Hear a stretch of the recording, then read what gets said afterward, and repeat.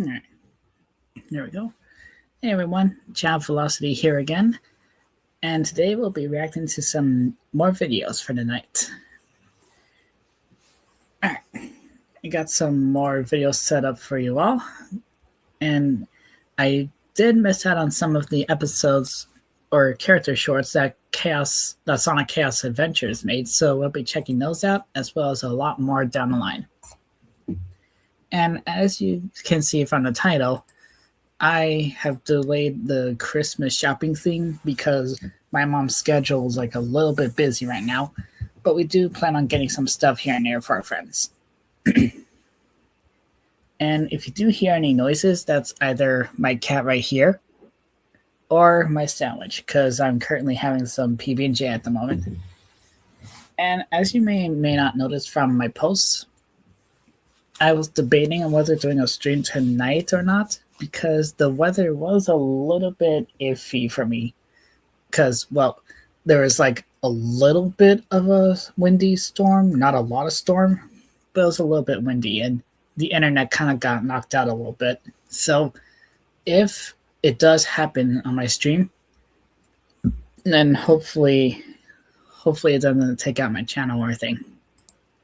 But without further ado, let's chill out, enjoy the sleepover, and relax and react to some more shorts. This one's about Knuckles, so let's see what he's got for a story.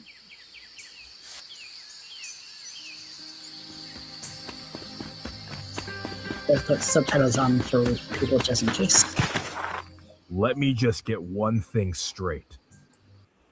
There's only one guardian of the Master Emerald. Yeah, and that's You're you. looking right at him. It's a safety. Sure, I got distracted running around for a while, but I'm back, right where I belong.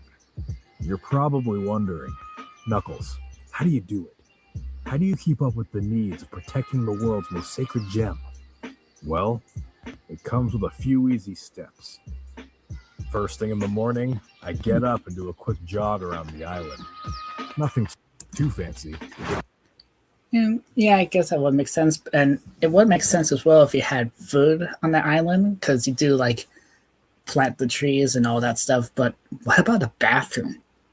Like what? Do you go on the bush or something? Like, do you have like a separate hut at your place or something? Because you're literally floating right above the ocean. So how do you do all that stuff?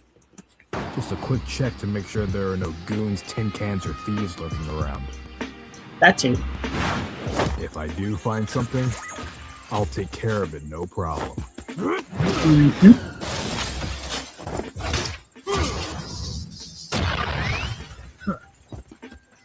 Then after all that's done, I make myself some breakfast. On the trek back, it's gathering fruits in the jungle. Yeah, I exactly. saved the grapes for last, of course. 'Cause those are the best part. Of course. After that, I begin my usual emerald watching. Usually right after breakfast, I like to lay on top of it for a while. Just touching it gives me the strength I need to get through the day. Not that I'd let you touch it or anything. Back in the day, I used to watch a movie or something on the old communicator Tails gave me. I haven't done much of that since. Okay. That makes sense, actually. After that, I usually pace around the altar. Usually I do some light working out. Push-ups, sit-ups, air punches, keeping me on my toes so I'm ready for anything that might show up. Like, even though it's called Knuckles, they just could have called it like the daily life of Knuckles or something. That'd be funny. Then, of course, I grab some lunch. Wait, you got some what? Then, of course, I grab some lunch. Oh, he was gonna say lunch. We got cut off. Could you imagine if he was like using one of Tails' communicators to like make a vlog or something? Like, hey everyone, this is Knuckles the Echidna, and here's the daily life on Angel Island, or something like that. Hi, Knuckles. Zuki, what are you doing here? Huh? Well, I came here to discuss the terms of the status of the Master Emerald and Who's Suki? the state of the deal you have with Gun. The commander had wanted to Wait, Master what now? Emerald. Well, No? I came here to discuss the terms of the status of the Master Emerald and the state of the deal you have with Gun. Why would you make a deal with Gun, Knuckles? Like, sure, they did make amends after accidentally shooting Maria, but still, why? The commander had wanted to give you time to process, but now, I think I've made myself perfectly clear. yes, with the destruction of our drones on the night you returned. Then there's nothing to talk about. Knuckles, I understand that you're going through a hard time. We all have been. It hasn't been easy for us either. Right. Paperwork and cleanup compares to what I've been dealing with. Right. Yeah. Paperwork.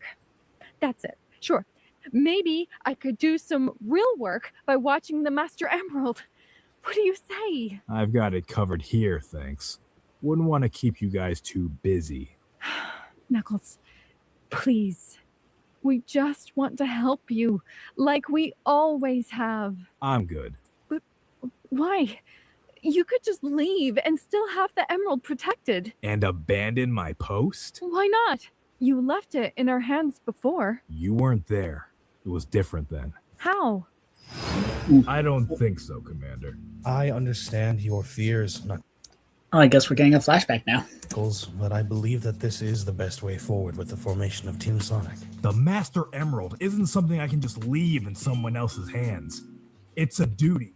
A sacred honor passed down to me and only me as the last of the Echidna clan. Abandoning it is acting in defiance of what remains of my culture and to chaos itself. You wouldn't be acting in defiance of anything. You'd be acting in service of it by protecting the world that it created and spreading that culture to the world at large. Yeah, it doesn't have to be by sitting around some rock all day, Nux. Oh, there's Sonic. Knuckles, you have my word that the Master Emerald will be safe and you will be constantly notified of its status. And if you are ever unsatisfied, then I will be answering personally to you. See, that's where you're wrong. You won't just be answering to him. If there's even the tiniest crack on that thing, you'll be answering to us. If it's important to Nux, it's important to all of us. That's Team Sonic. Sonic, That is true. you don't have to. I couldn't agree more. All right, I'll do it. For Team Sonic. Team Sonic is dead, and so is our deal. Get lost. But Get off my island! You, Sonic, Gun, and everybody else are not welcome here again! You hear? Oh boy. okay.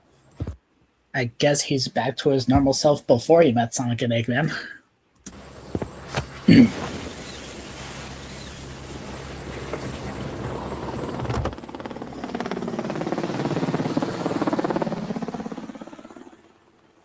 I don't need them. There's only one Emerald Guardian. And you're looking right at him. Ooh, that's a callback from the first line.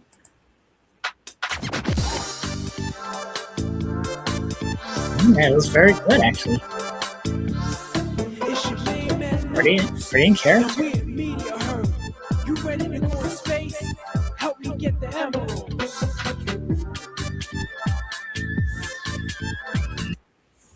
Okay, that was actually very good. Next up, we got Shadow and Rouge. Let's see what they got.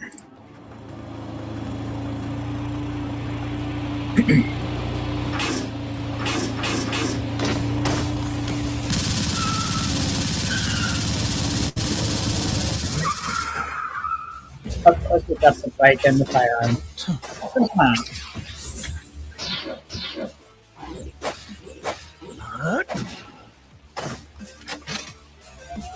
Chaos?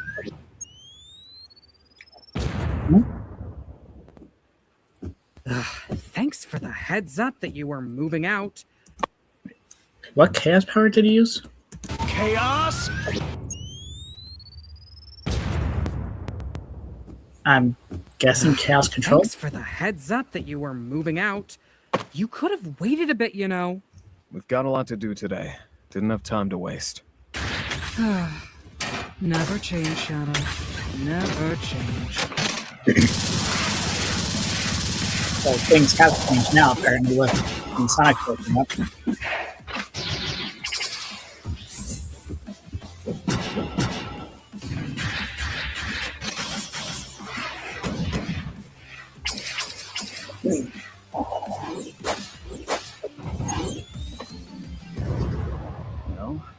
Let's find our way in. You don't think I did that already? You gotta get better at keeping up. Since you supposedly did, where is it? This way. Did she just box me? What are they Broken looking for? cabinets, unfinished machines, Oh. rundown terminals. What exactly was Commander expecting us to find in here? Nothing special. We're supposed to just assure it can't be used again. Well, there's no fun in that. This is Eggman we're talking about. Yeah, I kind of figured. I was going to say maybe they're breaking into Eggman's warehouse. He's bound to have something of interest in here. Knock yourself out. But when I'm The only thing Rouge will be interested in is the emeralds. ready to bring it down, I'm bringing it down. Sir, yes, sir. Just like mocking everyone. Aha! I knew it. This one's still working.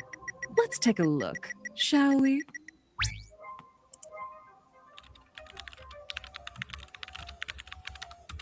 Maybe this was a waste of time. There isn't anything in here worth a damn. Like I told you, this place hasn't been used in months, so why would anything still be on there? He probably had everything wiped out after his arrest. Have we ever known the doctor to be that attentive? So he was arrested. Excuse me for thinking he... Oh. Hey, hold on a minute. What's this? Hmm? There's a ton of planning documents in here. From- Oh? Get off. I'm bringing the place down. Wait, Shadow. There could be more in here. Doesn't matter. I said when I'm ready, I'm moving. So let's go. Shadow, there could be more information that could help out the team. You gotta let Rouge hack into things. You can't seriously still be hung up on that, could you? It's been 6 months. 6 months isn't long enough to just move on from all that. I understand that completely. I'd understand it more if you weren't the same person who said not 3 months ago that you were over it. Shadow, how many times do I have to tell you that you don't have to deal with these things alone? Exactly. Yes, we messed up. I messed up. No, that's not fair. And you don't get to do that.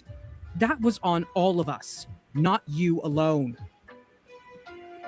You don't have to be such a lone wolf all the time, Shadow, even pinning the blame on yourself. We're all we got left. You can't keep shutting me out. I'm here, Shadow. I'm not going anywhere. And I won't even charge you a price for that. You talk too much. And you don't talk enough. That's why our dynamic works so well. True. Whatever you say. Let's get moving. Okay. Now what? What the hell is going on? This must be some kind of defense system he had put in place. We need to get out of here. Oh boy. Well, never mind all of that.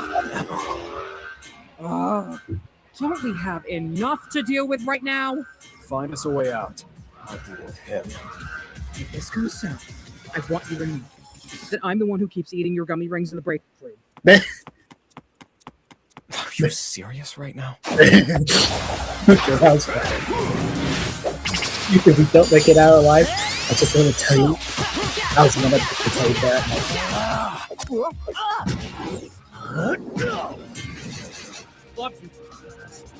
So they said they're dealing with him, but who's him? Is it I got it! Eggman's mix? Or We gotta something? go! Now! Well, I guess we got one.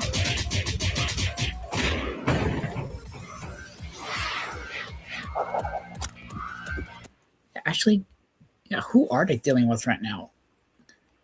Does it say here? Shadow, Rouge, nothing. Because they said him, but they did say Eggman was arrested, so Metal Sonic, maybe? I don't know. Excuse me. Guess Eggman got the job done for us. Guess so. Lilac, Eggman's Rail Canyon base Huh? has been dealt with. Moving to the next location now. Put a pin in that, actually. There's an emergency back in the city. What's going on? I'll explain on your way back. For now, get moving. Yeah, I but- love when she gets all vague on us. Really adds to the thrill of the job. If you say so. Let's move. So they're adding You some new better be characters. joking about my gummy rings. Yeah, they're adding some new characters. Like Lilac and that person from Knuckles. Huh.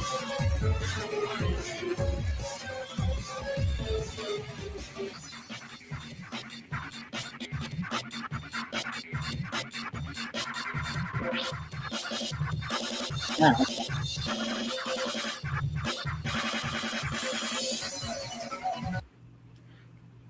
Okay, now we got the recent one. Silver and Blaze. Nope, not sponsored. And Skip, hopefully. Nope, it's still there. Better like this just in case then. And there. And with that, Oh. We got the the Zelda last of those music. scoundrels are destroyed. I can't thank you enough, Blaze. Really. Your work here in Radiant Shelter. Wait, who's talking then? The last of those scoundrels are destroyed. I can't thank you enough, Blaze. Really. Your work here in Radiant Shelter has made life so much easier for all of us. It's nothing really. It's good to keep oneself busy nowadays. True, but you still decided to stay after everything. We really can't thank you enough for that. You've provided a wonderful home for me here as well. It really is the least that I can do. Then let's call us even. That I can agree to. Also, is Blaze's design different from the original designs? Hi. Because some designs look decent, but some are kind of different, like Silver and So, Blaze. have you found a sort of way home yet? No, not yet. It seems, at least for the time being, I am stuck in this dimension. I mean, we're happy to have you, but I know that you've been wanting to go home since. Well, I guess all of that doesn't matter. No, it doesn't. It's true that I haven't found a way home, but I'm happy that I'm here at least, like I said.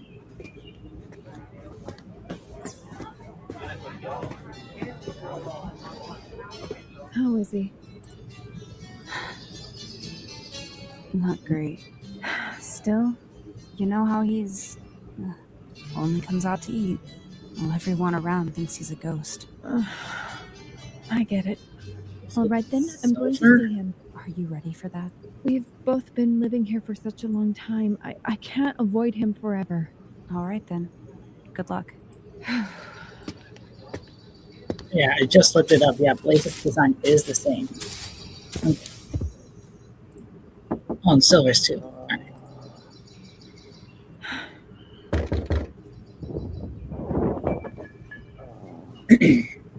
Annalyn, I already told you I'm not feeling up to helping anyone right now. So, David and Is that any way to greet a friend? Blaze, what are you doing here? You and I are going out on a hunt. There have been egg ponds sighted outside of the settlement.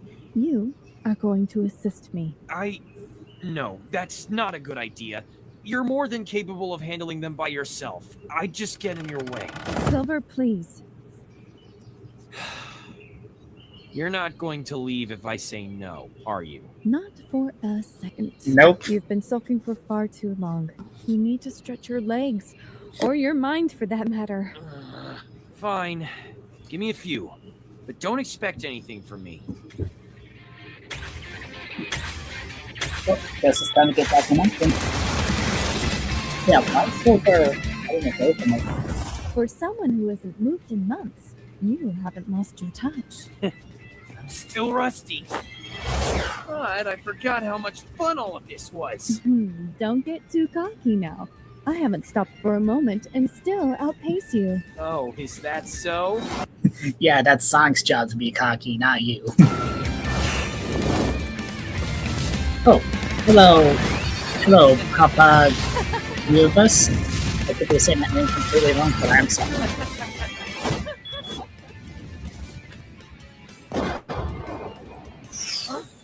Yeah, sorry if I butchered the name. But where did it? Silver!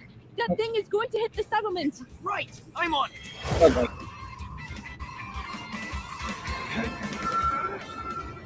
Gotcha.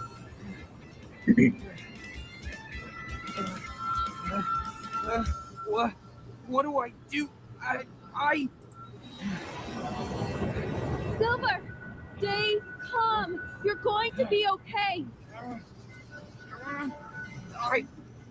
I can't. I'm sorry. No! Oh boy. What? I don't know what's gonna happen.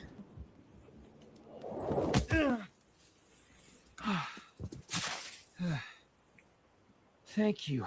Of course. I'm so useless. I told you that I would just slow you down. If I hadn't been here, then. Silver, stop. You were not useless. You panicked. You made a mistake, but we managed to come out on top. If it hadn't been for you, I would not have stopped the missile at all, and then where would we be? Exactly. I know that it's been hard for you. It's been hard for me too. But I'm here for you.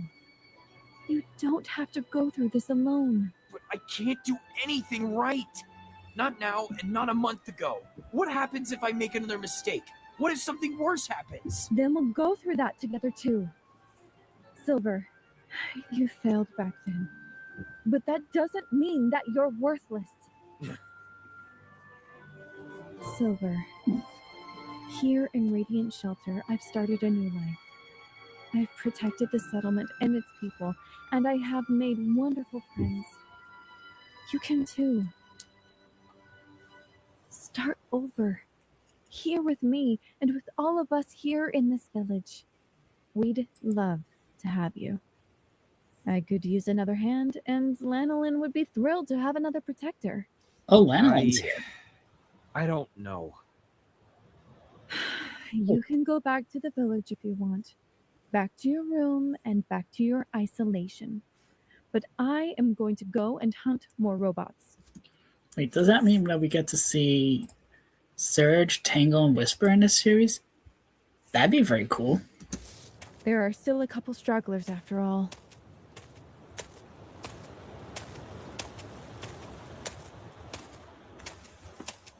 And here I thought you went back to your room. You're right. I can't keep wasting away in there. So, I guess I can give this whole hero thing a try again. That's all I ask. Now come. We have stragglers to find. Right behind you. I actually like the personality that I have for Silver, for he keeps blaming himself. I kind of like that. That fits Silver, actually. Bam, bam, bam.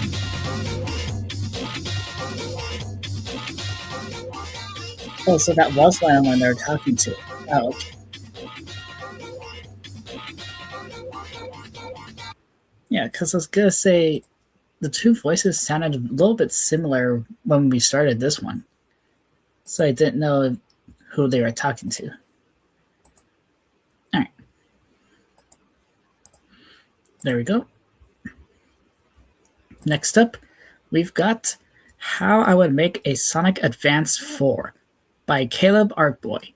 I've seen their artwork and their videos a lot lately, like on DeviantArt and YouTube. They did a very good job with their art style. Like, look at this intro right here, for example.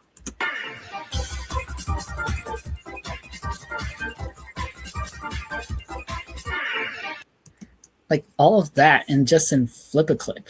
I never really used Flip-A-Clip at all, but that looks very good for an animation. And I don't think they're going to make a full-on animation for this series or something. Because they do a lot of series, like one where it's like their own take on the Sonic storyline, and the other was like a Sonic alternate universe. I can't remember fully, but there is like a purple Wallace with like a water-themed jetpack and that blue hedgehog that you saw as well. Yeah. I just had it there. Yeah, that one. I think that's Caleb himself. could be wrong. It's been a little while. Oh, there's the title, actually. Yeah, High Speed Adventures. That's the Sonic rewrite that I was talking about. Like their own Sonic AU. Alright. Hey everyone, Caleb Workboy here, and today I'm going to be doing something different this time around. Alright. Being how I make a Sonic Advanced 4. Ooh. Hold on, look at the logo. Oh, that's actually very creative. They just like use the boost, like a double boost as the logo. So the blue is obviously Sonic, but I'm not sure what the orange one is. I'm gonna say it's either Emerald, like they rebuild Emerald, or Cream, because those are the only two characters I could think of that are Why orange. is Sonic Advance 4, you ask? Well, other than it being a cool idea, I think a game like this has some huge potential. Not just gameplay-wise, but story-wise too. And I thought up some really cool ideas to prove just that. Now let's get started. Okay. For this game, I wanted to stay true to how the first 3 games are. Not just in mechanics, but in style too. Bring back all the 2D sprites and give them newer looks. Think Sonic Mania style, but with the modern cast. Ooh. That'd be cool. Would you play as just one character, or as a duo like in Advance 3? Instead, I say, why not both? For this game, you'll have the option to play as either solo mode or duo mode. Which leads to our next question. Who can we play as in this game? Let's get the obvious out of the way. Yeah, from what I remember from the Advanced game, there's like Sonic, Amy, Tails, Cream, and Knuckles. Oh, if the Advanced are the case, then maybe we'll get to play as General, because they are connected. Hey, the core 5 are all back. They're not going anywhere. Yeah. But they are joined by a new 6th member, General the Gizoid. I called that. I freaking called that right there. The fact that he's not around in a lot of games is criminal. So I figured... And this would kind of make sense too, because like Sonic and Tails are iconic, and then Knuckles and Amy are the strength, and then like Cream and General would be like siblings, because I could imagine that she sees General as like a big brother to her. Like this would make sense actually. You're making him play Just like the iconic brotherly duo, the newest siblings, and the Resistant, like the parents of the Resistance. in the series of games he first came from. It's a perfect way to reintroduce him. Yeah. How would he play though? He can't exactly copy abilities like Emerald could. So I thought it was cool, right? Hey, Jay. Remember how in Jax, Advance 3, a General could I fuse play with Roblox? No, I machines to don't. fight? I do not play Roblox at all. But I do find some games here and there on Roblox pretty interesting, like Doors and Piggy, and what was the other game? The other game where it's like you go underwater and you talk to that giant sea snake person. I can't remember what it was called, but I don't really play Roblox, mostly because of the controversies here and there. Ever heard of Outcome Memories? Yeah, that's one of them as well. I love Outcome Memories. Pressure, yeah, that's the game I was talking about. I want to work off that. Yeah. Let him. I actually just did a reaction a few days ago of the newest Outcome Memories song by Crush 40 himself. Like, that is very cool. And the fact that Crush 40 did that, it's like his very first Sonic EXE song, in a way. That's very cool. Alright, let's see what this is. Emerald could. So I thought of a cooler idea. Remember how in Advance 3, how General could fuse with Eggman's machines to fight? Yeah. I want to work off that. Let him take control of Batniks and move as those for a short time. Think Mario Odyssey, but with General. You see the vision? Okay, that actually now this play works. style thought out. We got all the playable characters, right? Nope. For this game, Sonic's team won't be the only team we follow. Okay, I'm gonna look back at the blueprint. Look, this looks very cool. This even makes sense theming wise. With the Motobug will be Sonic's speed, Buzz Bomber will be Tails' flight, and the Egg Pun is Knuckles' strength. No, it doesn't work on bosses. Only he's not OP. Oh, okay. Hold on. I may have bias because I'm main Sonic. Oh, okay. Oh, you main Sonic in the game. Oh, okay. Move as nope. For this game, Sonic's team won't be the only team we follow. Joining the base roster is Shadow, Rouge, and Omega. Oh. Making their first debut in the Advanced series, they'd all have something new to offer. Shadow's got his Chaos powers, Rouge has flight like Tails and combat like Knuckles, and Omega's a walking tank. They're perfect for this game. Makes sense. Now that we've got all 9 playable characters, what will the story mode be about? Here's what I thought of.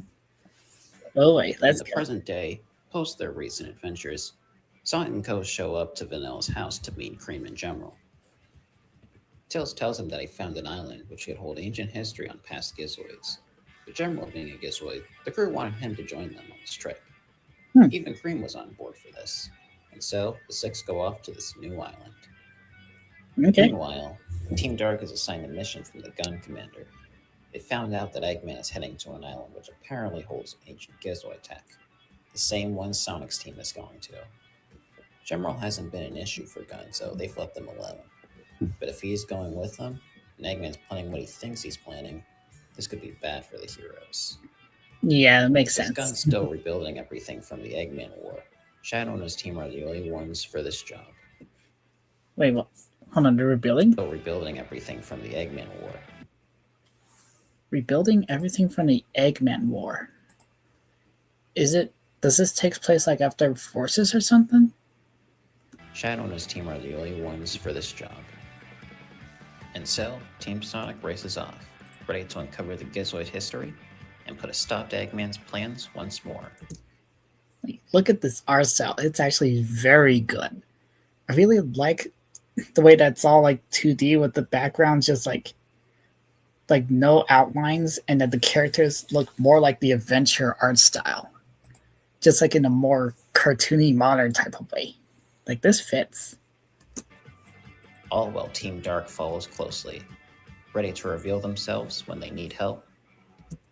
And of course, like Omega would have like the Terminator eye, just like, watch your back, weakling. And stop them if things go south. Wait, what? Reveal themselves when they need help, and stop them if things go south. Now what's Eggman up to?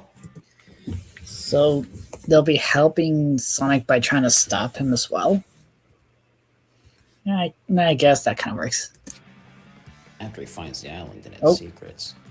Oh, Sage. Oh, so this does take place after Forces, but also Frontiers.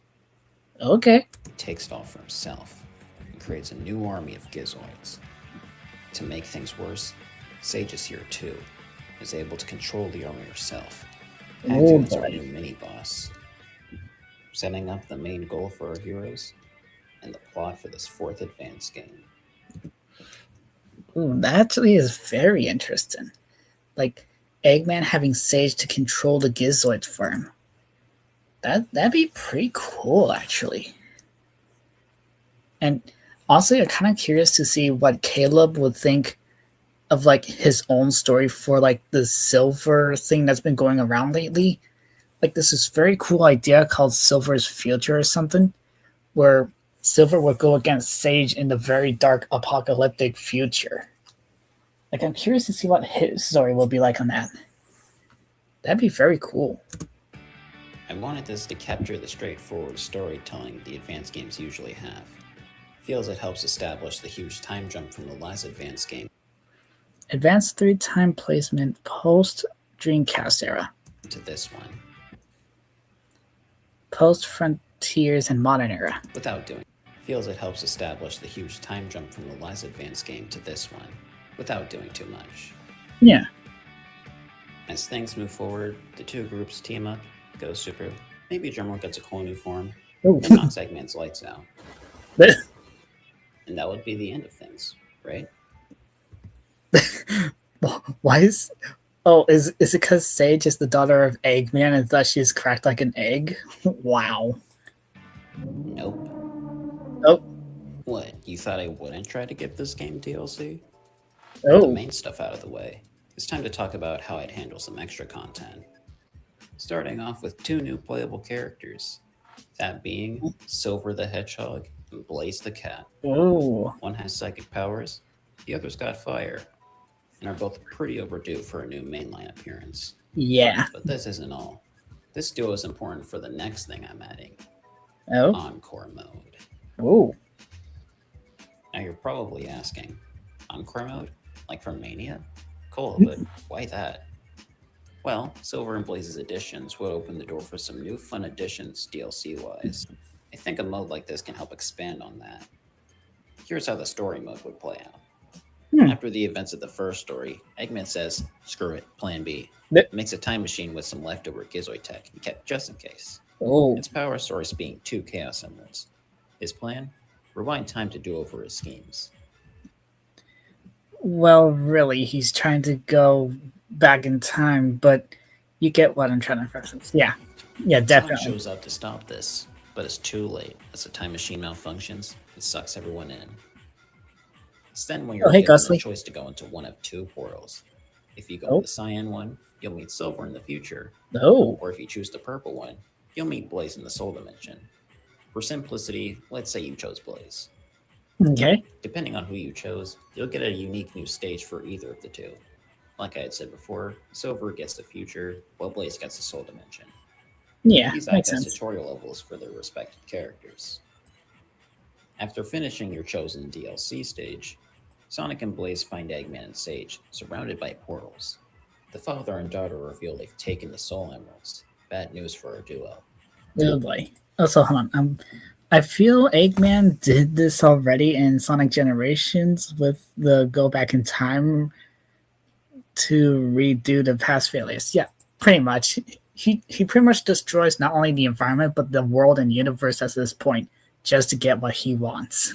Before they can retreat, Silver leaps out of a portal and knocks the emeralds away, sending them into another portal. Nope. As the evil duo retreat into another portal, Sonic, Silver, and Blaze follow along. Thus, the Encore mode begins. Okay, that was a lot to unpack. But now we can Not get to really. the gameplay. Advanced Force Encore mode would work like Mania's. So what would happen if we go through the Silver portal then? Would we help Silver to try to get rid of the emeralds before Eggman did it? Not sure. Stages are recolored, and you get more characters while progressing. The special stages, however, are brand new. How so? Once you find a warp ring, you'll be met with Marine the Raccoon. Ooh. It turns out Silver and Blaze weren't the only ones who got roped into this. The daughter of Silver and Blaze adopted Wise. Like, she's literally the adopted daughter of Silver and Blaze at this point. And plans to help get the Chaos and Soul Emeralds. Once in the special stage, your chosen duo ride on a boat driven by Marine Oh. and race to the UFO holding the Chaos and Soul Emeralds. I figured this could work to make the mode stand out more, and finally reintroduce Marine into the series, even if you only control her in the special stages. Yeah. Once both sets of emeralds are collected, you unlock Super Silver and Burning Blaze. And at the end, the bad guys are beat again, and Sonic and his friends part ways. Bye, besties. This was really an encore mode, eh, mate? This is why we never invite you, Marine. Wow. I thought it was funny. Oh, hold on. Hold on. You sent some text. Hold on. Silver. Wait. I question what the super form would be like if you combine Soul and Chaos Emeralds. Yeah, I'm not really sure what would that be like. Heck, I'm not sure what Blaze's form would look like if she used the Chaos Emeralds instead. But hold on, you say, Silver, it's no use, take this. Blaze, Silver, you knocked the Soul Emeralds right away. Sonic, rip Super and Soul. And then Sonic, thanks. Alright. Ending off the DLC story and the game overall. So, that's how I'd make a Sonic Advance 4. What are your thoughts? You think this works? Yeah. Or would you go about things differently? Let me know all this and more in the comments. I think it works pretty well, actually. Hold on, let me type something to them in the comments. Let's see. I really love this concept idea. Hold on. Typo error. Hold on. I really like this concept idea. I kind of want to see more of stuff like this.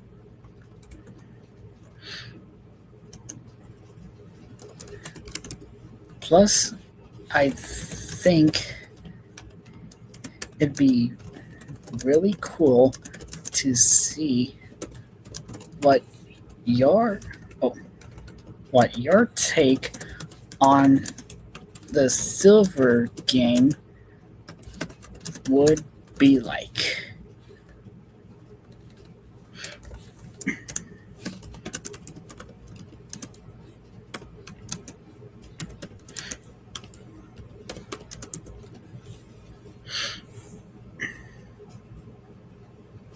Okay, there we go. But yeah, I think that's all pretty cool, actually. All right, next up, double check. Yep, there we go.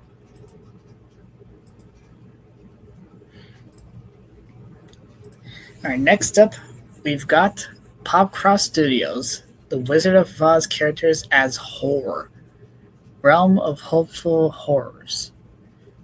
I've seen Pop Studios, Popcross, brain fart. I've seen all their videos with like if Mario was like a horror movie or if Sonic was more human, like actual humans and saving the world with superhero powers.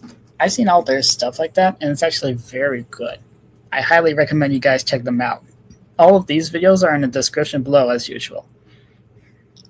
Alright. Hopeful Horror series have given me a ton of great ideas for public domain characters Ugh. and stories that I could work into this series, Mickey which itself Mouse. is a series that I'm making. Oh, public domain characters as horrors. Oh. And stories that I could work into this series, which itself is a series that I'm making public domain. So anyone watching or listening that wants to write their own stories in the realm of Hopeful Horrors or adapt lore or characters from it into their own stuff is free to do so. And one suggestion that I saw coming up a bunch was the Wizard of Oz. I started looking into the differences between the books and the movies because currently only the books are in the public domain. And doing that gave me some great ideas for a story revolving around the Wicked Witch of the West. Yeah, that'd make more sense too, considering how popular Wicked has been lately. Like, I was planning on saving this as an idea for next year, but I had this great idea where I like make my own Sonic storybook adventure, and it's kind of like the Sonic and Black Knight and the Secret Rings, but it takes place in the Wizard of Oz story, as well as Willy Wonka's Chocolate Factory and Alice in Wonderland. Like, I had a bunch of those ideas here and there. So let's see what he's got for a horror story on it. Like in Wicked, except again, I'm using the book version of her, so she's not green, she has an eye patch. Wait, what? Hold on, what? That gave me some great ideas for a story revolving around the Wicked Witch of the West, like in Wicked. Except again, I'm using the book version of her, so she's not green, she has an eye patch, and she uses a golden cat to summon her flying monkey. That's what the witch is like? Okay, I'm always used to the whole green skin, black cloak look, but I did not expect her to have like a Wendy Witch card kind of design. Like, what is that design? So she's not green, she has an eye patch, and she uses a golden cap to summon her flying monkeys. Yeah, no, that's like completely different from the Wicked movie because she doesn't need to control the flying monkeys. At least from what I think, because I haven't seen the Wicked movies yet, but I've seen bits and pieces from clips here and there. I think this is going to be a great fit into the realm. Please give me even more suggestions for public domain stuff I could use. And if you're new here and you find yourself enjoying this, I highly recommend subscribing because I do have more Realm of Hopeful Horrors coming. But now, let's get into it, shall we? Let's go. Ooh. Hold on, what do you say again? Just to double check. Suggestions for public domain stuff. Monkeys. I think this is going to be a great fit into the realm. Please give me even more suggestions for public domain stuff I could use. And if you're new here and you find yourself enjoying this, I highly recommend subscribing because I do have more Realm of Hopeful Horrors coming. Okay, I think I have an idea actually. Hold on. Hold on. I'll watch this video first and then type in what I think about it. But now let's get into it, shall we? Let's go. Hit like if you want. Subscribe if you feel like. But either way, enjoy the show. Alright, let's see what this guy's got then. Realm Wanda of Weston awoke like she'd been struck by lightning. A thunderous crashing sound startled her, making her open her eyes and spring to her feet in one swift move. To find she was not in her bed. She wasn't anywhere she recognized. She'd fallen asleep with the eye patch Esther had given her on, which sometimes seemed to make her have weird dreams, but... Wait, eye patch? Wait, does it? Hold on, double checking because it said the name. Wanda Weston awoke like she'd been... Wanda Weston. Is that the name of the witch for this version?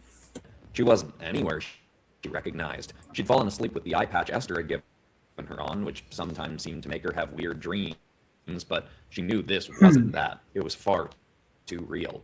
Around her were twisted, malformed trees with gray bark and white leaves. The air was cold, but also thick, and didn't flow smoothly as Wanda started panting in confusion. She looked around, desperate to make sense of what was going on.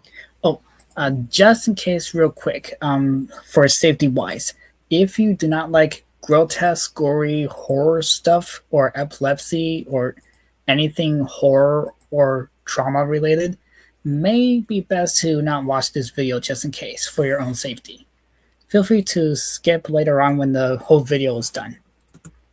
She found no answers, save for what may have caused the crash. Through the trees, she saw a clearing where there was a house that had pieces falling off of it. Unsure of what else to do, she approached. And as she got through the trees, she saw that the house was destroyed from the bottom up, as if it had just fallen out of the sky. More alarming still, when she moved around to the front door, she realized she recognized this house, and seeing it again made her furious. Worse still, Wanda saw a pair of mangled legs sticking out from under the house. Well, it didn't make any sense. Oh, okay, yeah, so yeah, we're definitely the Wicked Witch of the West End. Because I was going to say, why would she be furious at the house? But no, this is a farmhouse that Dorothy accidentally crashed the Wicked Witch of the East. Somehow she knew instantly those were the legs of her sister, Esther, a sister she'd lost 5 Oh, Esther. They said Esther. They said that they gave her an eye patch, right? years ago. The door to the brutalized house suddenly swung open, making Wanda jump again. Stepping out came a figure Wanda knew all too well, though she looked different. It was Dorothy Gale, a figure Wanda had stalked online and once in person ever since her... Wait, stalked online? What? Why would a witch stalk someone online? What? sister's death. This twist online and once in person ever since her sister's death. This twisted version of her, though, had skin that was dark purple with glowing veins. Her eyes were Dark purple skin, glowing veins? neon green, and on her feet were Esther's tattered silver running shoes that Wanda had always been sure Dorothy had taken. Oh. With a familiar rage building in her, Wanda stepped closer, ready to scream at this distorted Dorothy. But the second she took one step closer, Dorothy's body blinked out of existence. Wanda saw something move in her peripheral and whipped around. Dorothy had appeared 100 feet or so away, down a tired, pale yellow brick road that Wanda didn't remember being there a moment ago. The irksome girl was happily skipping away down the road. Wanda still had no idea what was going on, but she knew those shoes when she saw them. Even if it had been 5 years, the memory of them was burned in her mind, and she was not letting them go, no matter what twisted version of Dorothy carried them. Wherever this place was, Wanda bet there was nobody around to enforce Dorothy's restraining order against... Okay, hold on. I'm rewinding that real quick to listen again, but does that mean we get to see Dorothy's design at the end of this video? Wherever this place was, Wanda bet there was nobody around to enforce Dorothy's restraining order against Wanda. Wanda took a running start towards Dorothy, but with every step, Dorothy's body jumped around to different locations, sometimes getting slightly closer, but most often moving farther down the road into the distance, headed towards a pass through some cornfields. Wanda picked up her pace and tried sprinting faster and faster, ignoring the pain in her bare feet, letting her fury fuel her, as she'd done so many times before. Ooh. That is, until a golden object appeared, floating in the air right in her path. She slowed to a stop, panting and staring at the hovering golden crown, with a runestone stuck in the front. A disembodied voice suddenly echoed around her. I'm very sorry you've come to this place, but as unreasonable as this reality can be, it can also help you find exactly what it is you've been looking for so long. This rune of summoning will help you, I hope. Please just be open to the lessons here, Wanda. They're not always what they seem. Wanda tried to call out to the voice for more answers and explanation, but it's I was gonna say a golden crown, and the fact that they're drawing Scarecrow right now. Is it Scarecrow's crown? Because from what I remember, Scarecrow's real name was Pharaoh, and they were a prince apparently, and apparently they had a mansion at the cornfield. So, is it Scarecrow's crown? fell silent. Still seething with rage, Wanda snatched the crown out of the air and put it on her head. As soon as she did, she felt a sort of knowing, as if the crown had instantly communicated to. Oh, wait. Oh, no, never mind. They mentioned the golden cap at the beginning. That must be what she used to control the monkeys, right? Her how it worked. Get me to Dorothy now! In puffs of red smoke, 2 winged baboons with viciously long teeth appeared in the air before her. Oh, they're baboons. Wanda almost tried to reverse the command. She considered turning and running from them, but before she could, they each snatched one of her arms, digging their fingers into her flesh, and they tore her off the ground. They flew higher and higher, and as painful as the grip was, anytime it felt to slightly loosen, Wanda grew terrified as she looked down to the brick road below. A fall from this height wouldn't kill her, but she imagined it would cause breaks and pains that would make her wish it had. The monkeys shrieked in her ears as they flew, and every second made Wanda want to reconsider her travel method, until she finally caught sight of Dorothy again. Now that Wanda wasn't running, the girl was no longer teleporting around. But when Dorothy saw Wanda coming, she turned off the road and ran into the cornfield.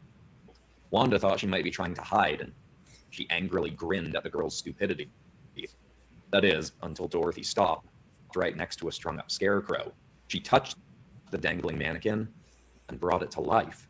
Its body grew. Vines lashed up from the dirt into its form, making it larger. Red eyes illuminated under its sack-sewn mask, and when it stepped down from its perch, it was twice the size of a normal man.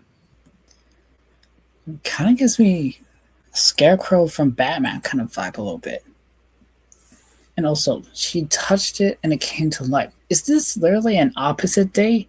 Like Dorothy and the witch swapped roles or something? And it looked up at Wanda with a twisted, gleeful grin. You know, an ad. But yeah, this is very interesting. Raised its hands towards her and vines lashed out of it, coming right for her. She yelled, "Drop! Get us down!" But the baboons took her first word too seriously and dropped to Wanda. She was over the cornfield now instead of the road, but still 20 feet up. So when her legs hit the ground, they hit hard. Hard enough that they'd be of no use to her in trying to run now. She groaned and shook in pain, failing to stand as the 2 baboons were torn to shreds by the vines in the air above her. Wanda couldn't see much through the tall corn stalks around her, but she could hear lumber and footsteps approaching. She rolled onto her stomach, about to call for another summon with her crown, when through the foliage, like a silver beacon, she could see a glint of the silver shoes. Anger took over her better judgment, and Wanda started crawling towards Dorothy. You're giving them back. You're finally giving them back. Wanda was forced to stop talking as a sharp vine stabbed straight down through her back, hitting her into the ground. She wheezed and choked up blood as it lifted her up into the air to face the grinning scarecrow. She panted, her fury shifting purely to terror. She used the ocean of adrenaline surging through her to try and tear the vines away so she could fall free. But before she could, more vines slowly creeped out of the scarecrow's eyes and mouth, moving towards her. They barely inched out. Yeah, good thing I did a warning right there, because that's one of the phobias. So yeah, just in case, again, if you have phobias of these, please do not watch. It's for your own safety.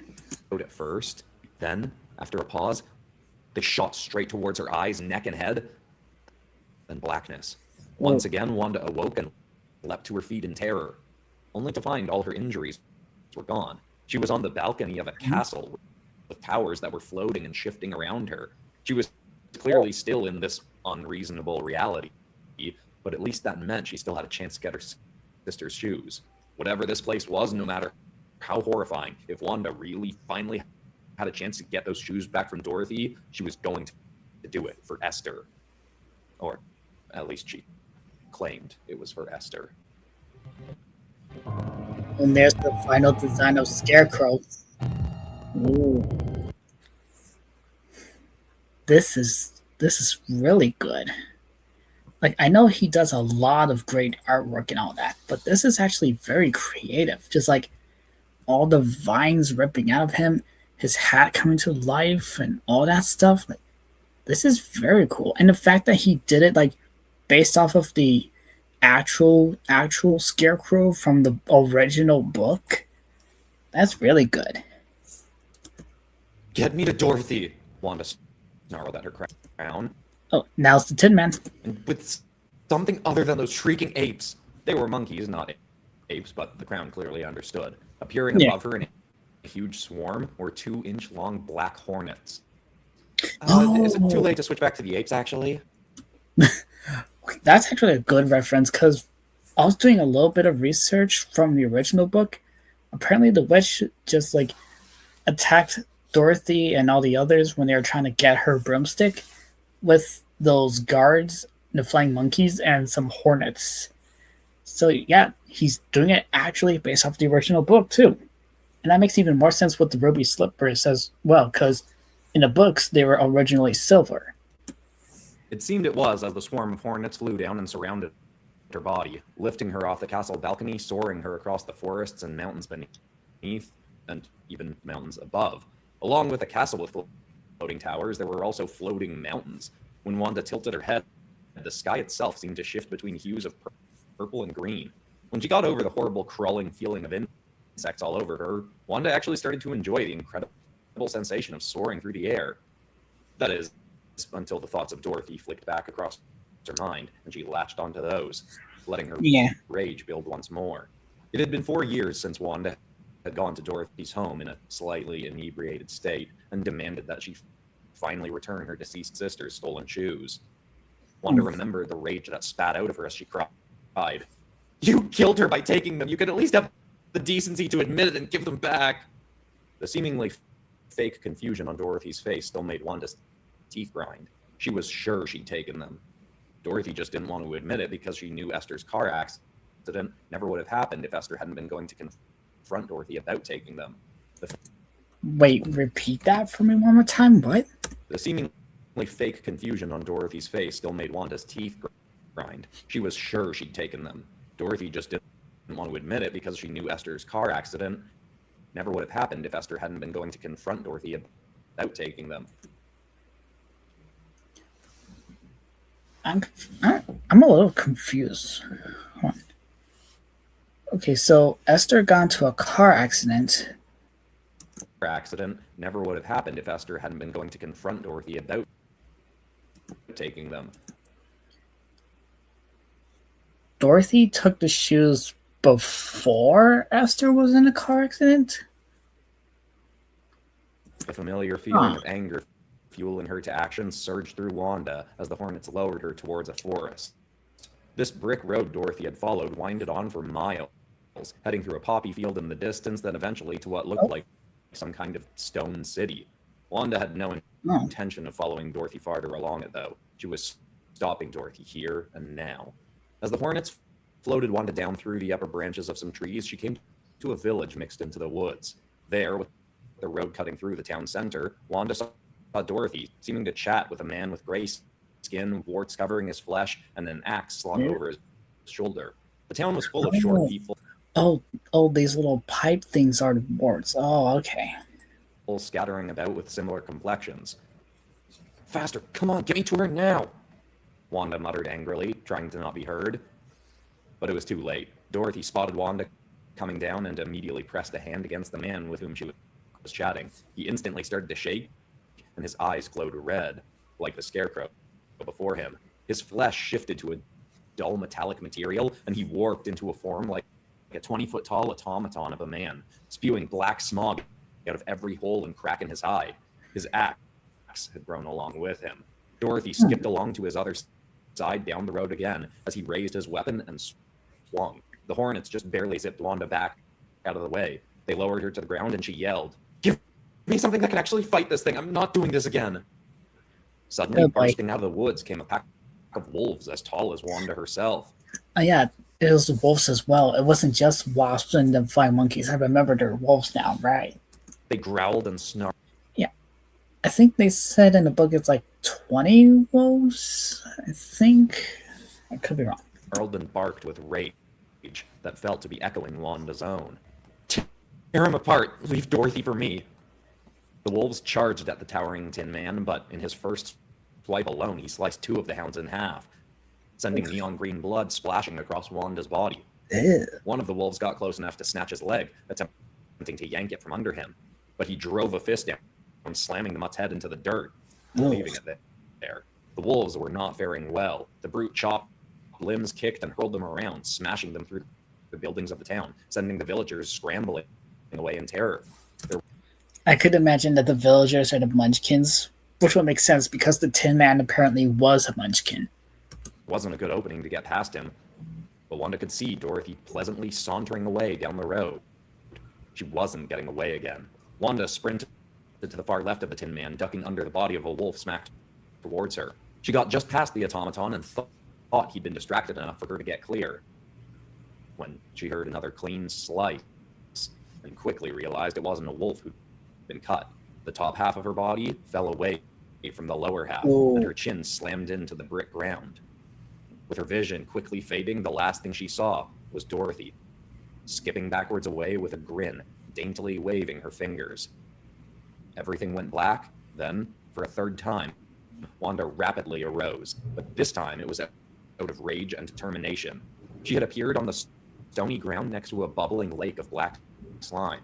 Oddly, there was a man there sitting in a beach chair sketching on what looked like an iPad. He looked over at her and just nodded pleasantly. He then looked her up and down, and a strange sequence of lights flashed through his eyes on his distorted Picasso painting-like face.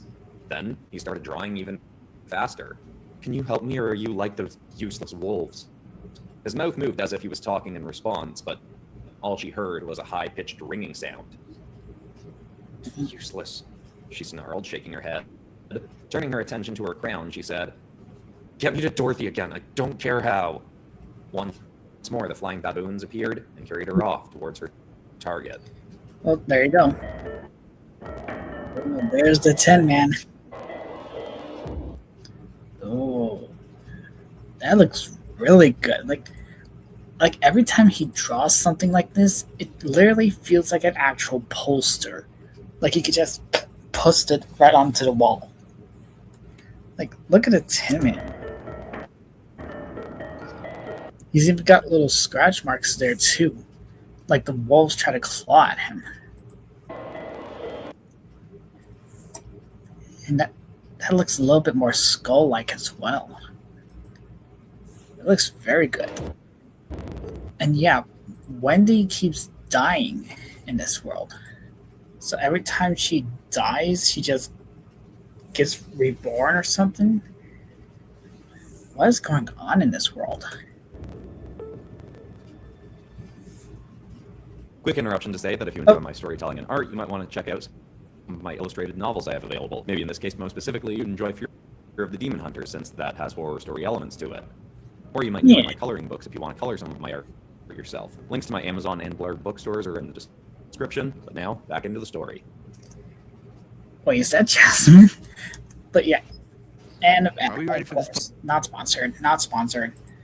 But yeah, the way that he does this is very good. Dang it, I probably should have added this to the Christmas list. Oh well, I'm getting Jake Neutron's shirt. Oh well, it's still very good. But yeah, he does like a lot of these stuff. It's really, really good. Before Wanda started to see the stone. Alright, next up, the Cowardly Lion, I guess. Oh wait, yeah, it says it right there. Cowardly Lion. City again in the distance. The closer she got, the more furious she became, thinking of what this twisted version of Dorothy would throw at her next. As much as she wanted to hear the real Dorothy admit that Esther's death was her fault, Oh, they're probably drawing Dorothy right now, right there.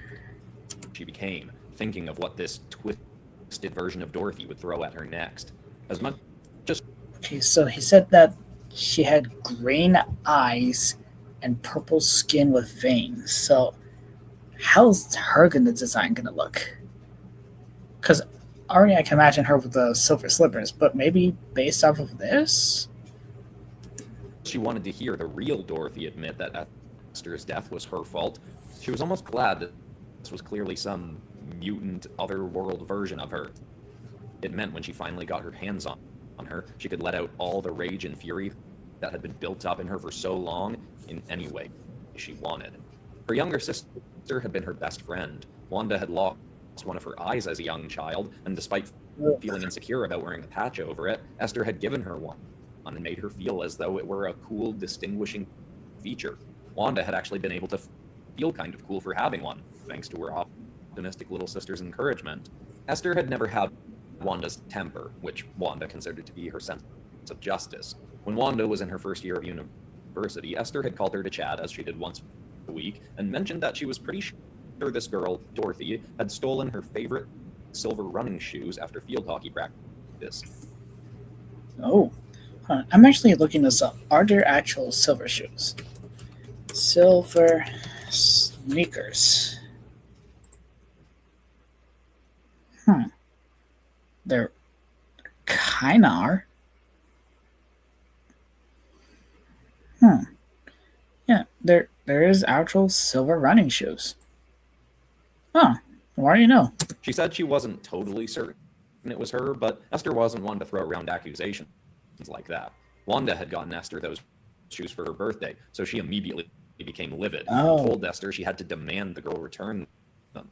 Esther said she'd already asked Dorothy, and she said she hadn't taken them, but that just made Wanda even more furious. While on the phone, Wanda... Oh, I think I already know what's going on. Is this basically Wanda's purgatory? Like, at the end, I'm probably going to make a guess here.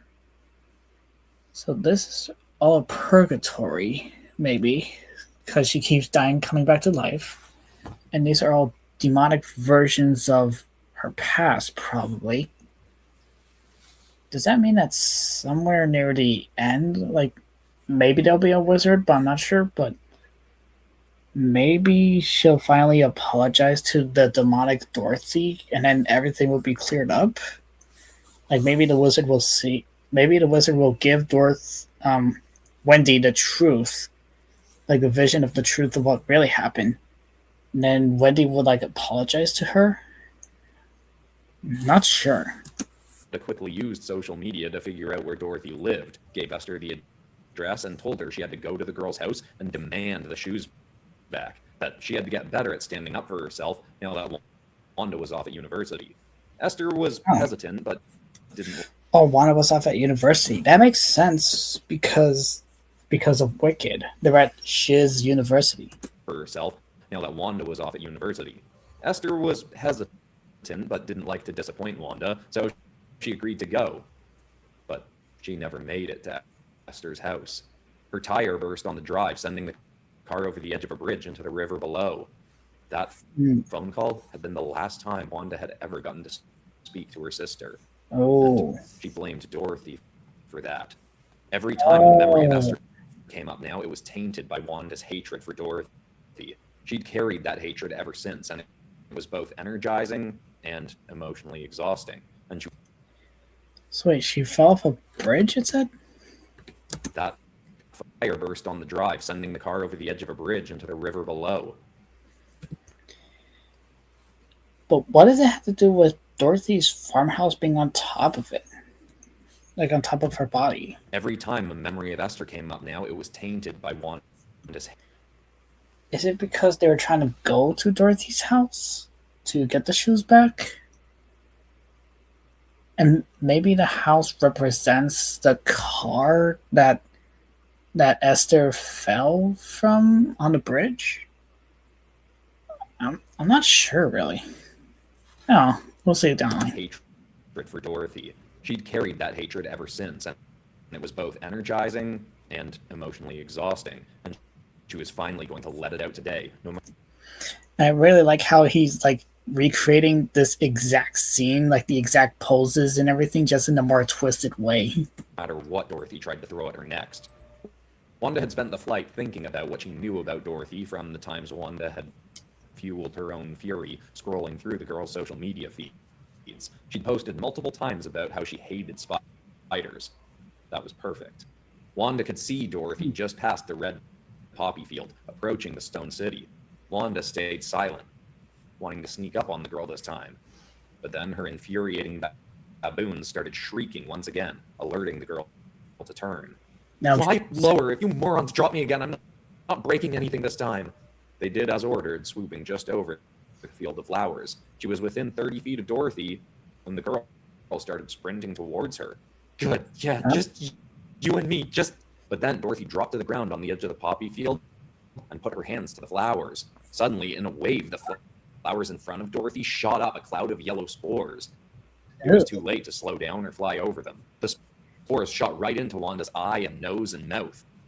The monkeys dropped her and she rolled along the dirt.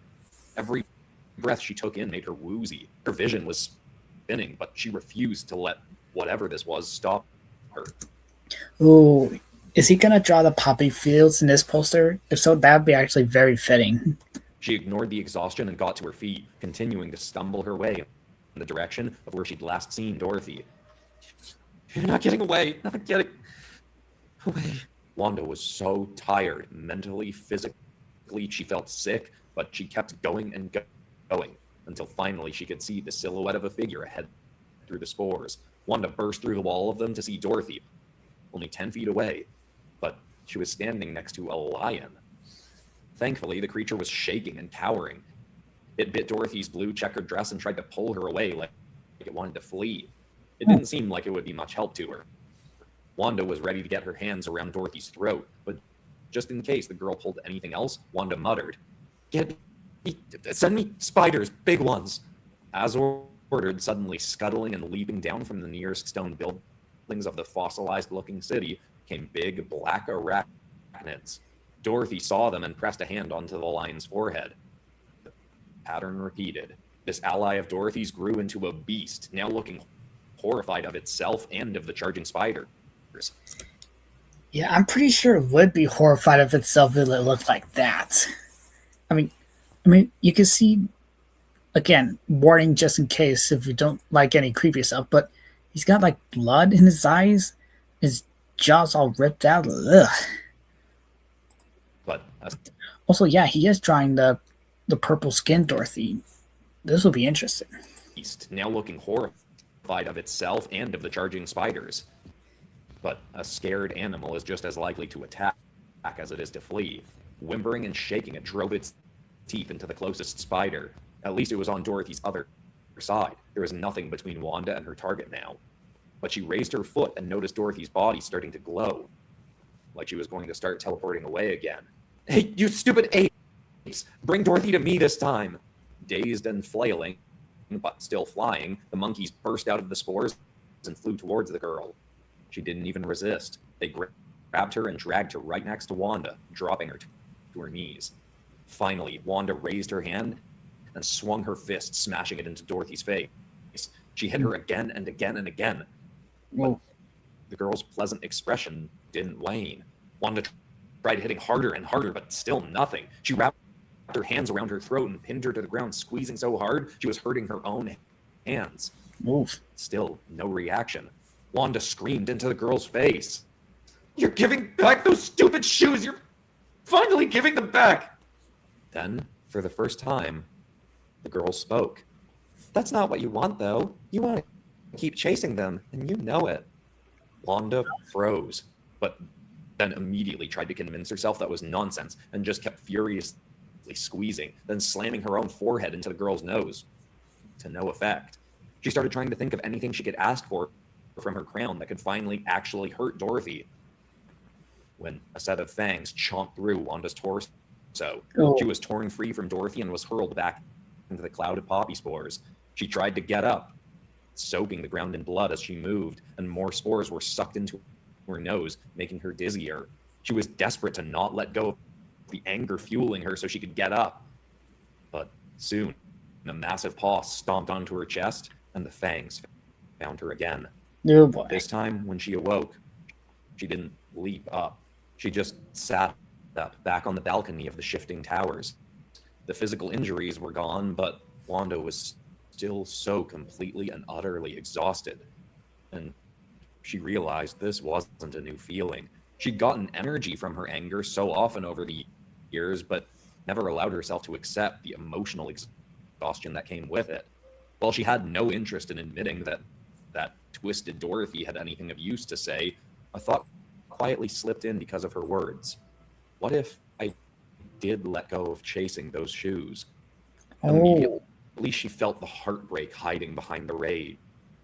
Guilt hit her like a truck, feeling that even if Dorothy had taken the shoes, she was no more the cause of Esther's death than Wanda was for telling Esther she had to go to her home and confront Dorothy. Yeah, that is pretty true. When Wanda did tell Esther to go to Dorothy's house in the first place, and because of that, she got in a car accident. So that sort of makes sense. Ultimately, there was nobody to blame. It was an accident, and that thought let the floodgates open. For the first time since Esther had died, Wanda cried. She cried and cried for so long and so hard that she was afraid it may never stop. And yet, a small part of her felt such utter and complete relief. Anger and obsession and blame had all been just a toxic coping mechanism. Without her realizing it, her mind had decided that if she had someone to focus her fury on, she'd never have to deal with the immense grief of losing her best friend. But doing that had just made the grief build up more and more and more, until finally she was letting it all pour out. Wanda didn't know how long she cried, but at a certain point in it, something beautiful happened. Beyond the memory and acceptance of the painful loss, the good memories started coming back too, and there were so many of them, no longer tainted by hatred. The tears kept flowing, but now they were more of a somber happiness than exclusively being because of bottled up pain. Even while crying, Wanda actually felt good in a way she hadn't in so long. Even as she started to notice that her own tears were starting to merge with her body and her own form began to melt away. It seemed like it should have scared her, but it actually felt really nice. As she melted more and more, her senses faded to a calming blackness. Soon there was nothing but her awareness and peace. When her senses did return, she was home, lying in her bed with a tear-stained face. Another tear then slipped down her cheek and settled in the dimple of her slight smile, as the gentle thought sunk in that, in unreasonable reality, she had truly found what she'd been looking for so long.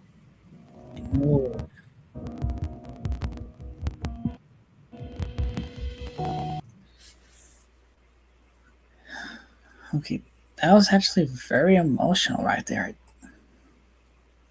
I didn't think I'd feel bad for an alternate version of the Wicked Witch like this. Like, sure, I did feel bad for Elphaba in the Wicked movie because she was apparently framed by the wizard, but for this version, like, it's really good. And also the lion's design, like, it's really cool. Like, it still would have been cool if we got to see the poppy flowers in the poster, but still, like, this design is actually neat. Honestly, I'm not really sure about the orange hair on Dorothy, but did she have orange hair? No, it's like a little bit more brownish orange, but still looks very good though.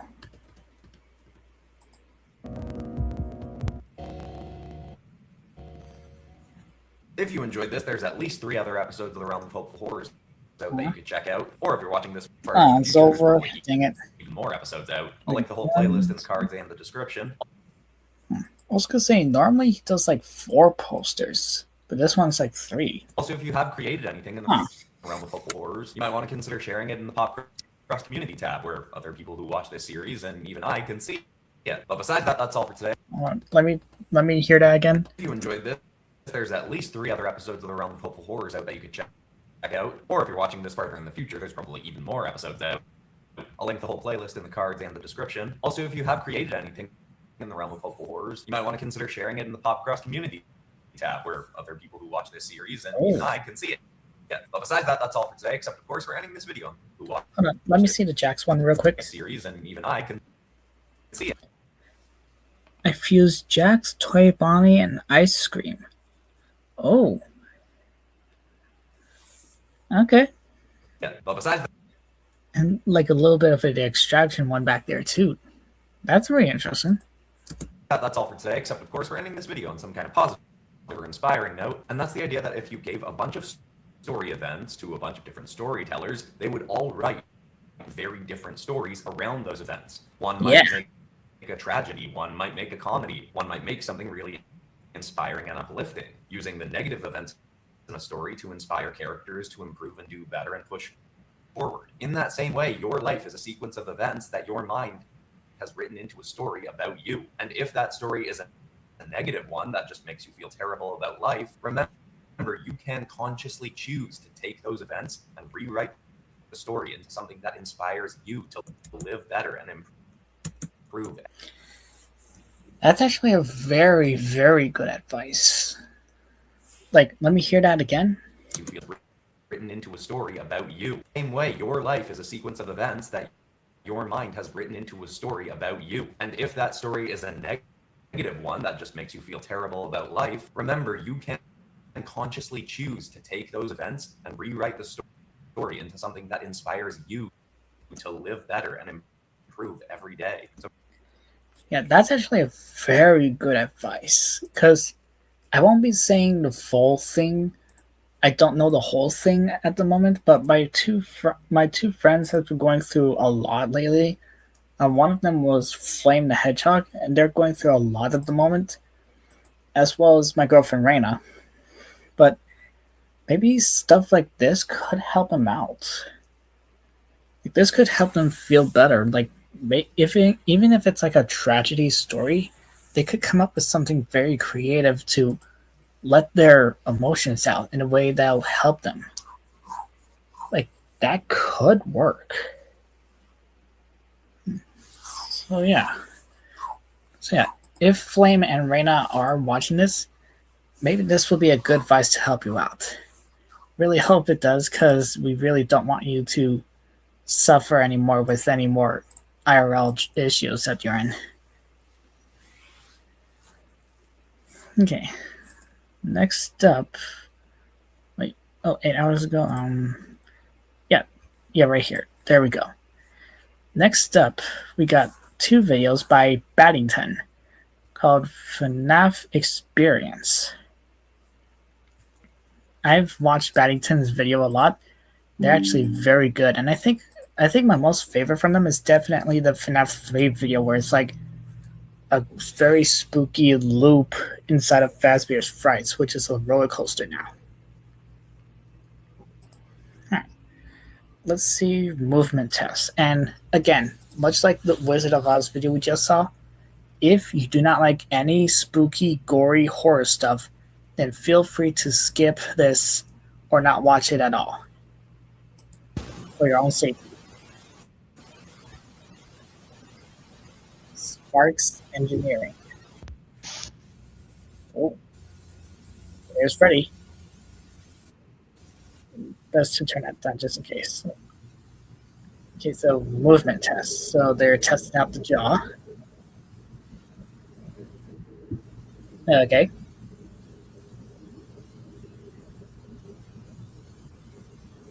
Very interesting design for Freddy. Unless this is Fred Bear. Because, yeah, it says Freddy there, but it could also be Fred Bear because it has a very big head and jaw.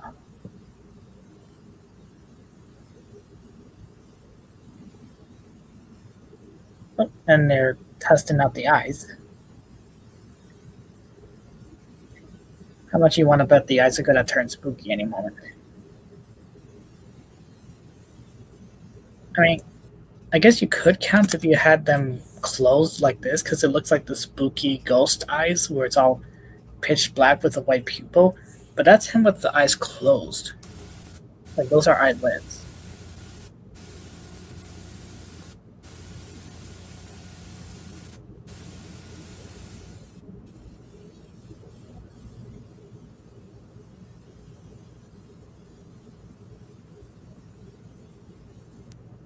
Oh, we got some distortions there, and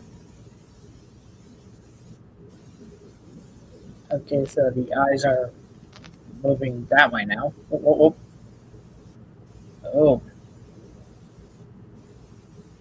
Ew.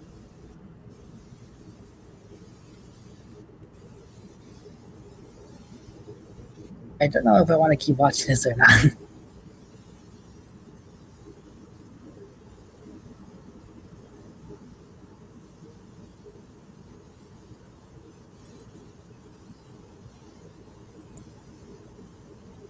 Okay, so far no one's watching this with me right now in live, but oh, hopefully they still enjoy it.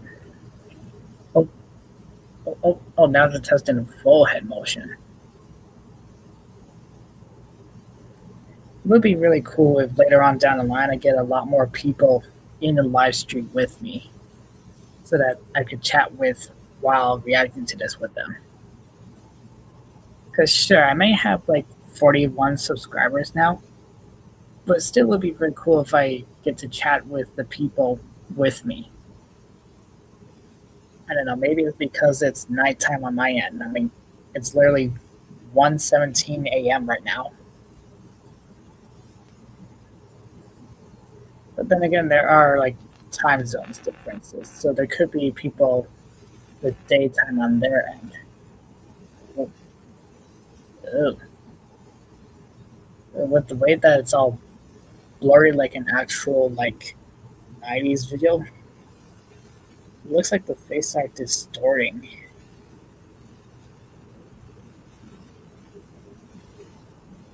But yeah, it'd still be very cool if I get to chat with the people during my live streams.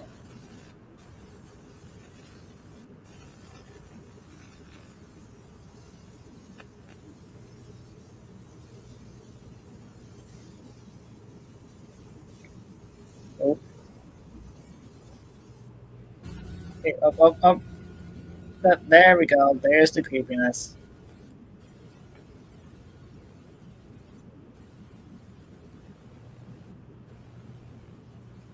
So I'm guessing this is for a different FNAF series on their end then? Because, you know, sometimes FNAF VHS tapes will have, like, their own take on a story or their own separate universes and all that stuff.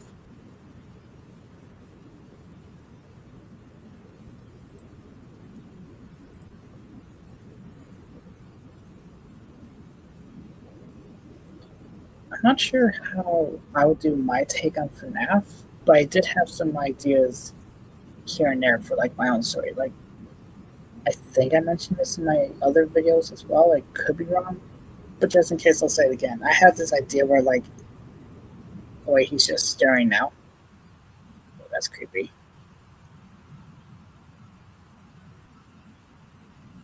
Wait.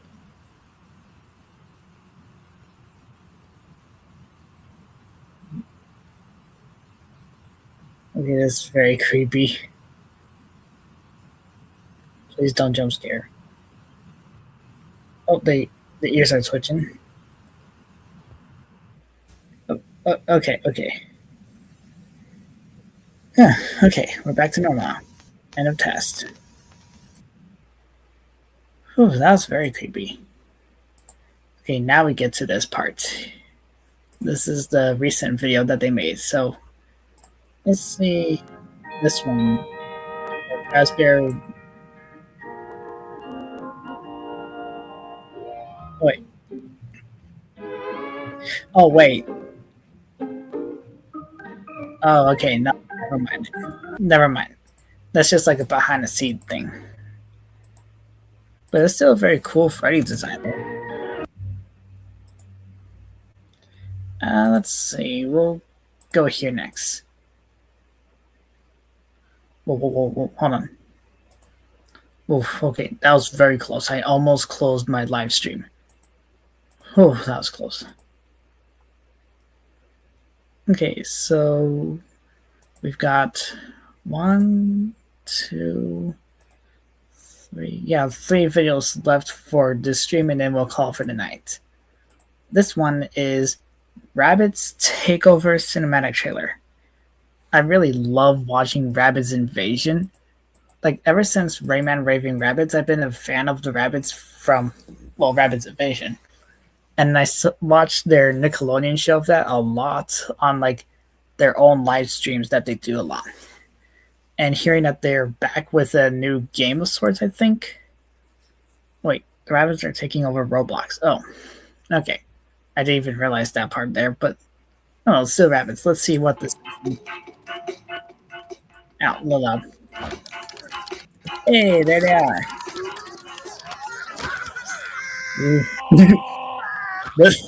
Of course, they do the black. Oh. I just realized with the noises too. Like, listen to the rabbits.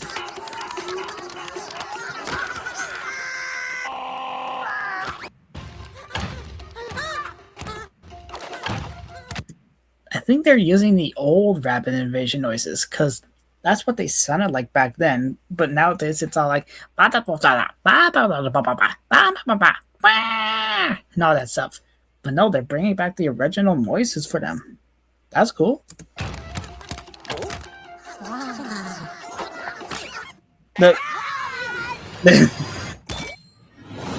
Of course, a taco would do something. And there they go. Rabbids Takeover.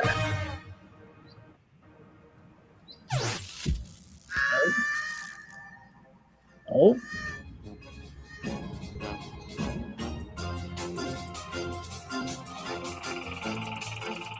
Welcome to Roblox. A lot of populations. Oh, okay. That wasn't much. I honestly thought there'd be like a lot more. But that's actually pretty decent so far. Okay, next up, we've got... Wait, just to double check. Yep, there we go. We've got a new Friday Night Funkin' mod versus Imposta. And I think this is... Yep, it's a Henry Stigman one. Just double checking there, because I did see like a picture of Boyfriend rapping against Henry Stigman. And me being a Henry Stigman fan, I immediately jump into it. So let's see what this one is. Okay.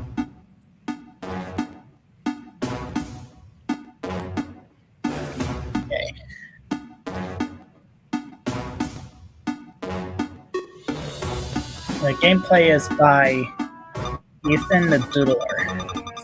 Oh, 1 hour before the top had launched. Oh. So this is like very actual Henry Stigman adventure. Oh. Ooh. Ooh.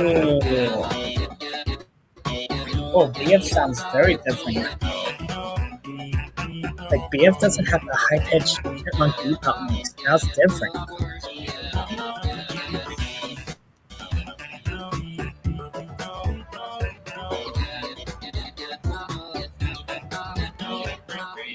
Okay, I'm liking this already.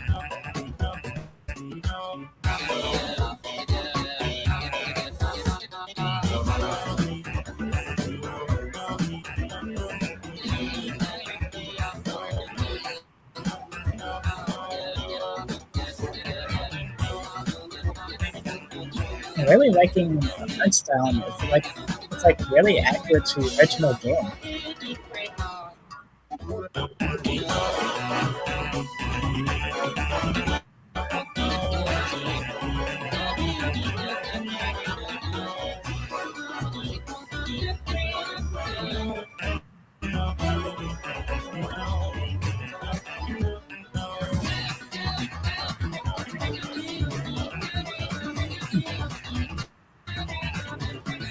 Really cool if you get to see like the other animals taken.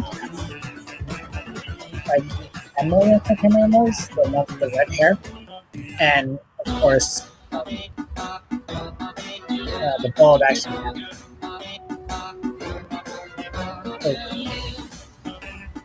Wait, did the background change? Yeah, it did. It was slightly yellow.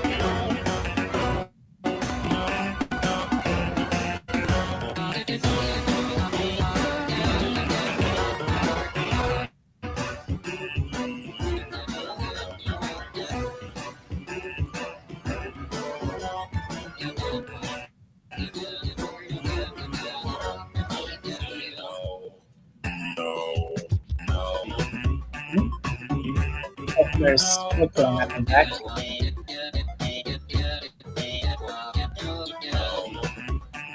I'm guessing there's just about to one, or there's a war going on because you know the top heads were fighting the military.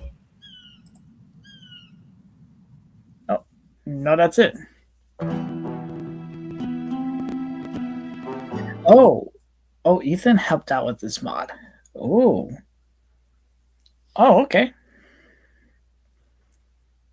I might check out their stuff actually. Hold on, let me see. Oh yeah, no, they help out with this mod actually. Yeah, they actually do. Okay.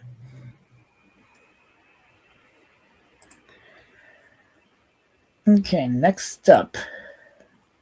We've got double checking, yep. We got Earth Sun Gabe again. And they've been another video for the Digital Circus reaction video. It's season 2, episode 1. And this one's about Cosmo and Ribbit. Alright, let's see what their designs are like.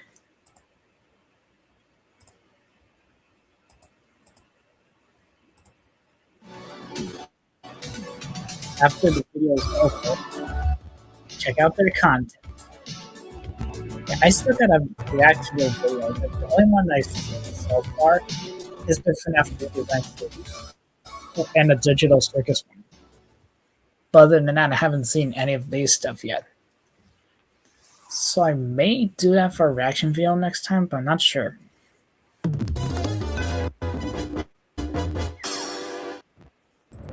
Alright, first up. Oh, Ribbit. Okay. Nope, was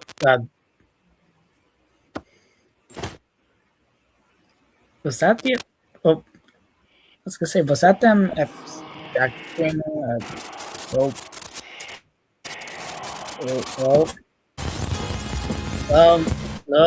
Oh boy. They extracted, yep.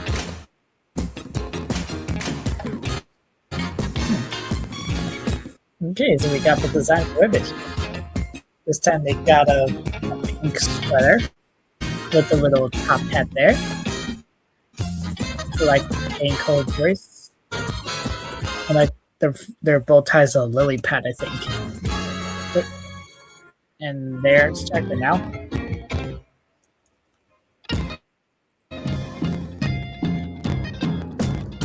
Actually, I don't know anything about Ribbit other than they're somehow close to Jax. Hold on. Ribbit. From the Amazing Digital Circus. Who was Ribbit? A minor abstract frog-like character from the Amazing Digital Circus, known for their friendship with Jax, who indirectly caused their abstraction. Okay, maybe this is a spoiler for the next episode that I have to react to, but I'm not sure. But the main question, what is their gender? Okay, let's see. Ribbit from the Amazing Digital Circus uses she, they pronouns, indicate that they're likely a demi-girl and non-binary, confirmed by the creator Gooseworks. Oh. So they go by she, they. And they're a demi-girl or non-binary. That's cool. I mean, I believe Zubal's non-binary as well. Let me double check. Zubal, gender. Oh, canonically gender fluid and non-binary. Right. So yeah, be ready for Ribbon. Well, this kind of works as well, considering as technically almost Pride Month, but practically halfway there. Because it's almost halfway there.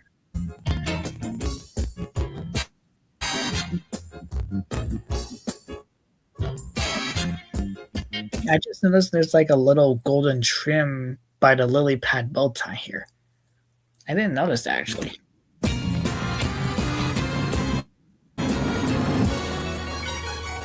I wonder what they sound like in the show actually, because I didn't know anything about Ribbit at all, other than they're related to, they're very close to Drax.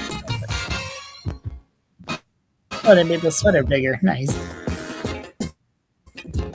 I like it when characters have very baggy sleeves like the sweaters. Yeah, like when I first heard of Ribbit from the actual show, like, and there they go. When I first heard of Ribbit, I didn't know that they were at gender. I thought they were male. Yeah, there. Like, there's the original and there's the new design. Alright, next up, Kaufmo, I believe. Hey, the concept art. I like that concept art. Sort of gives me a little bit of like their own wacky style art for the Bad Guys series. Oh, exit. There's Kaufmo. Oh boy. Oh.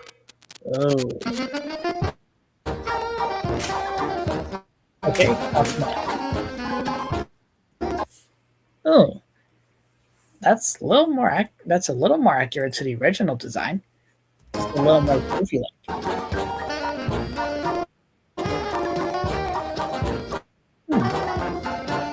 Pretty interesting. And up to yeah, like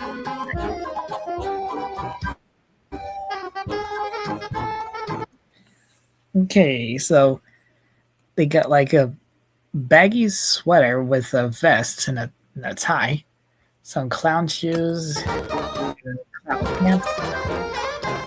Their hats all floppy. And they got the clown makeup and all that. Wait, I just realized. Oh, they got... there we go. You can see by his tie, there's like a little bubble pin. Like those are the teeth in the eyes. That's Bubble. Oh, I noticed the hair too. Actually, did Cosmo have hair? Yeah, amazing. Digital circle. Cosmo. No, he didn't have hair. Yeah, it's just part of the new design now.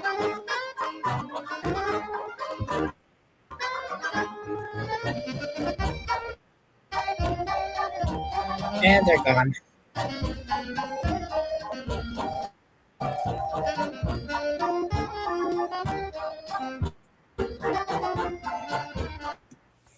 Yeah, there's the original design, and this is the new one. It's kind of Ronald McDonald-esque a little bit, but still pretty cool.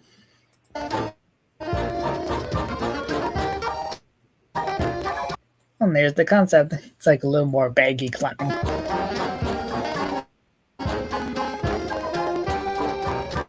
Oh, I just noticed. Their necktie is actually a fish. Nice.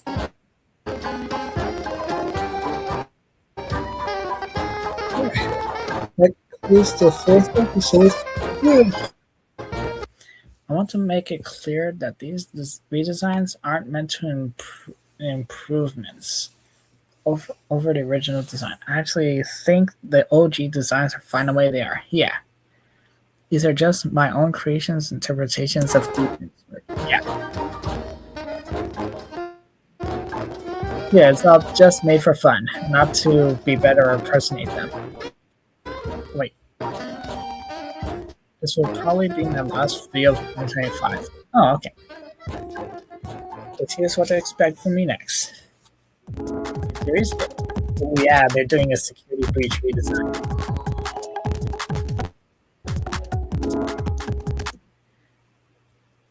Wait. More piano. Thanks for watching. Yep, don't forget to like and subscribe on both his channel and everyone else's, including mine.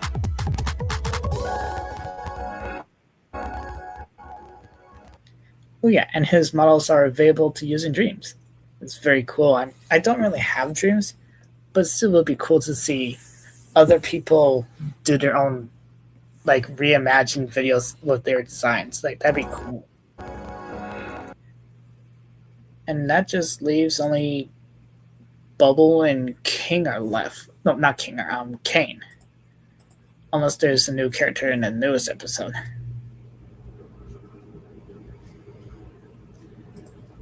Alright, last one for the night then. Next up, we got another Friday Night Funkin' mod. Load of Baloney versus Xenofakers. Xenofakes. Sonic EXE mod, obviously, because that's very popular when it comes to Friday Night Funkin'. Okay, let's see this one then.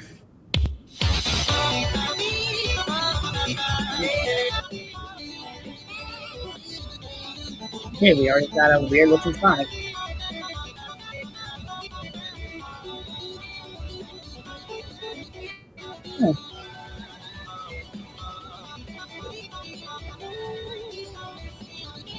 What's with these Sonics?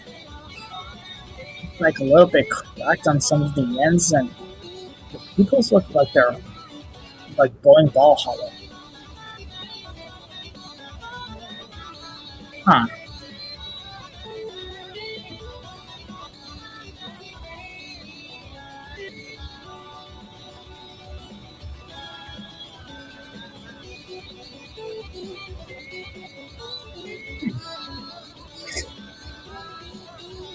I just noticed this thing on his tummy. Is that like, I think that's then X mark? Because, you know, EXE when it comes to X's.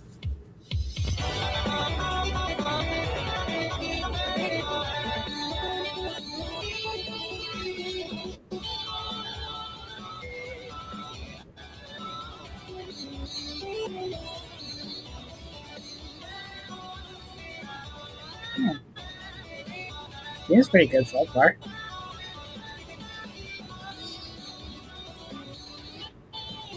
I mean, who knows? Maybe. Like, oh, it's another one. But I was gonna say, oh, okay. Now they're on the train for some reason. They're like the subway train instead of Green Hill. Are they switching between the Saga and Brennan and Funkin' Ball or something? Alright, you see right there, that's the keyboard of the person that's playing this. Cover Rush Scheme. I could be saying that completely wrong, and I'm sorry if I am. But still, make sure you go support this guy for making their video like this. Again, I would play Friday Night Funkin', but I'm not really good with fast motion stuff just yet. Still learning all this. Now they're in the streets for some reason.